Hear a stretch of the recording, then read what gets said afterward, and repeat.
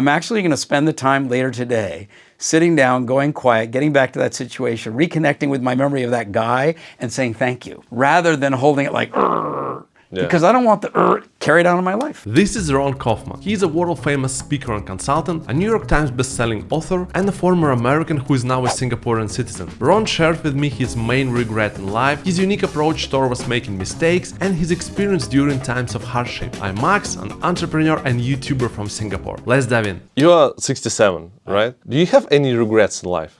I never learned contract law. And I think if I had learned contract law young, my potential contribution and impact on the world could have been very different.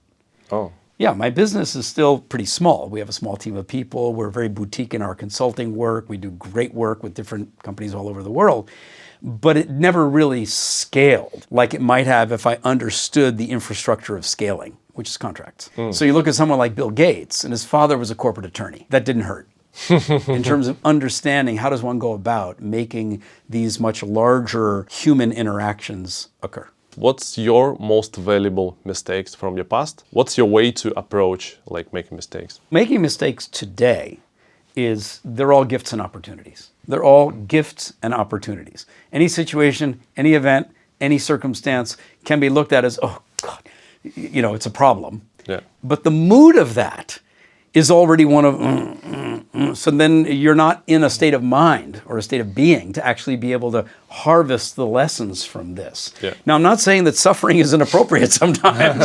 If one really has remorse or regret about something, we're human beings. And that emotional experience of suffering can sometimes have a good side to it. It makes one really reflect about whether I ever want to do that again or think 3 times before I take action. But the mistake itself guides the ship. It's the, navigation through life. What you want to avoid is the kind of mistakes that sink you. So if it's a mistake that will steer you, go ahead, give it a try. If you've done your assessment and you think it's appropriate. Use something like cryptocurrency as an example, right? Wow, all the money, look at Bitcoin, and somebody says, okay, I'm going to sell the house, I'm going to sell everything, I'll put it all in Bitcoin. Good luck. Okay, but if you say, no, I'm going to do this and I'm going to take a certain amount, I'm going to put it over there and then I'm going to watch it drop and I go, oh, that was a mistake, or maybe it wasn't if you'll hold it long term. I'm not making any comment on that, but you want to make mistakes that don't kill you. What was the most valuable mistake in your life?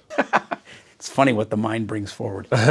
There was a moment at a Frisbee festival when I was at a collector's table and we were exchanging discs, like I'll trade you 2 of these for 1 of those and 1 of these for 2 of those. And I was talking with a guy and I said, well, what about this or that? And he jumped on it. He goes, okay, boom, boom. And I realized right afterwards, wait a minute, that wasn't really a fair trade for me.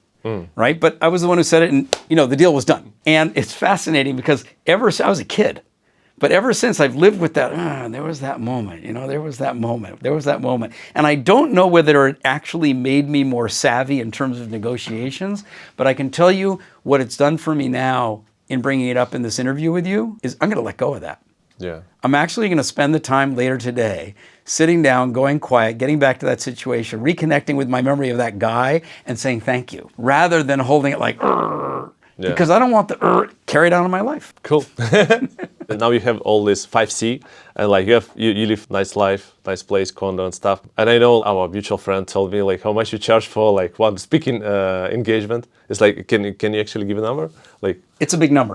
It's a big number. Do you remember the point of time when you said to yourself, oh, I made it in life? There was a time back in that era when I was flying as much as I was. Yeah. And that was an era in the professional speaking industry when that was success. There was the early field of motivational speakers, and then there was the Tony Robbins era, and then there was, Les Brown and real legends in the speaking industry. And there was always the Richard Bransons and the presidents of nations that would become speakers. But to be a person who invented yourself as a speaker, and then had content, and then had style, and then developed some reputation, and then developed a demand and a following and a tribe and, all of that. That was delightful. And there was that era when it was absolutely delightful to literally fly from place to place to place, be staying a lot in hotel rooms, have audiences where somebody trusted that they could give me the microphone and 90 minutes or 60 minutes or whatever it was, or a full day of hundreds or thousands of people's time. And trust me, to do something with them that would leave them in a better condition, but more capable, more energized, more enthusiastic or optimistic about life. Hey, I'd go back to the hotel room and go, that was good. How Singapore helped you to grow your career and your business? When I came in 1990, the aspiration, the ambition, the desire, the commitment to move up that value chain was all there. So to come as an educator, even as young as I was, and find a population that wanted to learn and wanted to apply what they learned, I mean, that's heaven. Yeah. So I could get to work teaching, and the students, we didn't call them students, participants, learners, delegates, whatever it was, would actually want to use what they were learning. Fantastic. And then pop, pop, pop, pop, pop. And then I got passed around. Literally, one agency would say to another, to another, to another. It started with government, but it very quickly became multinationals. And then it became every industry in the world. When I came out here, there weren't many people like me in 1990. There weren't many guys that looked like this with this energy and creativity and desire to connect locally, and so the business flourished. Yeah, in Singapore, yeah? You was one of the... And then outside Singapore and around the world. Yeah, but when I came to Singapore, open market. Yeah. I was very fortunate. And you think if you stayed in the US, it would be different? Like your career, your life would be different? Yes. Let's say I stayed in the same industry. Let's say I stayed in learning and development and professional speaking, and then I could see certainly a very healthy career. I think I would not have developed as richly. It's not rich like money. It's like as richly in terms of cultural curiosity, sense of being a global person, not an American or even a Singaporean. I'm Singapore's nationality. I have an American background, but I'm concerned about the world.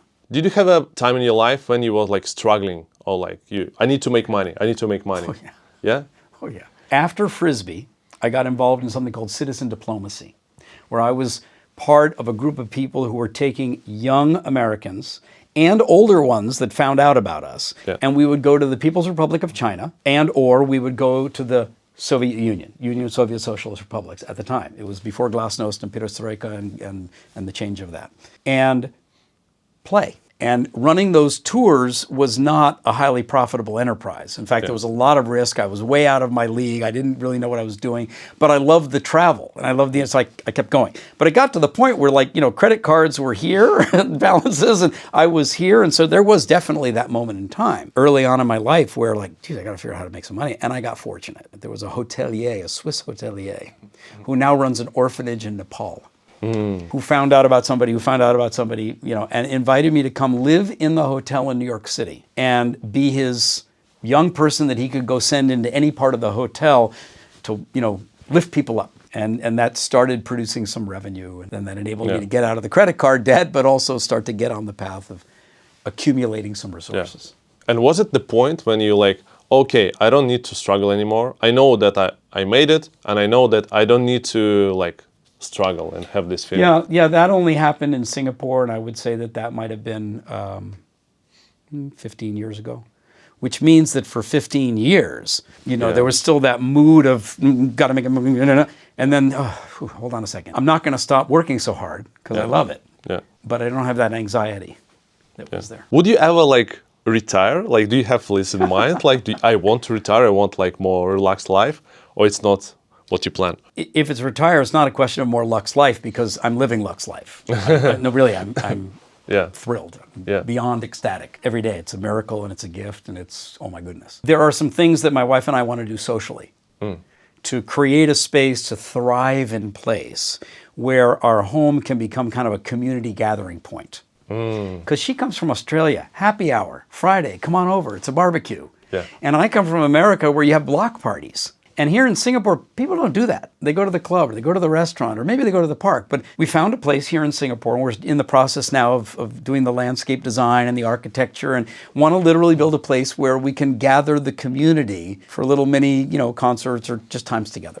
And so that'll be something that will involve probably less of this kind of work, but still more active participation. And as far as, I don't think I've told this to anybody else, but I have this fantasy of dying online. Oh. Yeah. What is that? I mean, there comes a point when you're going to go, right? And I'm obviously doing all I can to stay healthy and fit. But how do you bring those last moments of consciousness to be able to say, hey, everybody, take good care because life is a gift and a blessing, and what are you going to do with it today and for the rest of your life? Yeah. Thanks for the privilege of allowing me to be here with all of you. Wow. Bye.